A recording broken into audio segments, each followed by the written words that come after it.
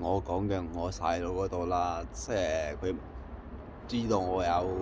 自殺而唔講啊嘛，唔講我話唔知啊嘛，咁呢樣嘢未必係想害我嘅，即係唔係即係未必係俾收買呢件事就未必，但係平時同佢知道嘅嘢咧，睇佢個款，即係譬如我叫佢陪我去睇醫生，將實情講出嚟，寫份報告出嚟，佢又唔肯去嘅。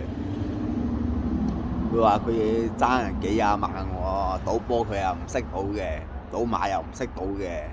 一係話買獨贏咯，一下試過啦，問佢嗰陣時咧，佢話買獨贏，佢話輸好多錢，但我從嚟未見過佢睇馬嘅，馬經都冇試過見佢買過一張嘅。即係屋企個電腦咁，我唔係同佢一齊住啊！我去到佢屋企，佢個屋企部電腦，平時佢淨係打機嘅啫嘛，從來都未見過佢睇馬嘅，亦都冇睇過佢睇波啦，股票嗰啲佢又唔識啦。咁點樣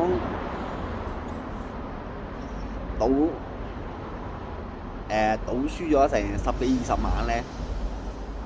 佢話因為輸咗成十幾20萬，所以要揾錢陪我去睇醫生就唔得閒，話叫我你仲話我唔識得體諒佢啦。呢樣嘢有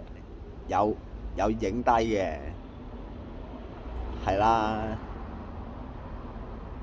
即係各樣嘢同佢知㗎啦，都知道佢係俾人收買咗㗎啦。但係即係講起我細佬嗰度，佢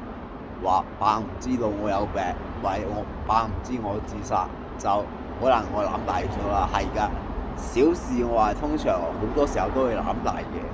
但大件事嘅話咧，我係唔會諗大嘅。係啦，希望大家會信我講嘅嘢啦，要係啦。咁係啊，咁講咗咁多都冇講我叫咩名，咁我叫陳澤鵬啦。咁就係啦，今年37歲啊。係啦，好啊，唔該晒。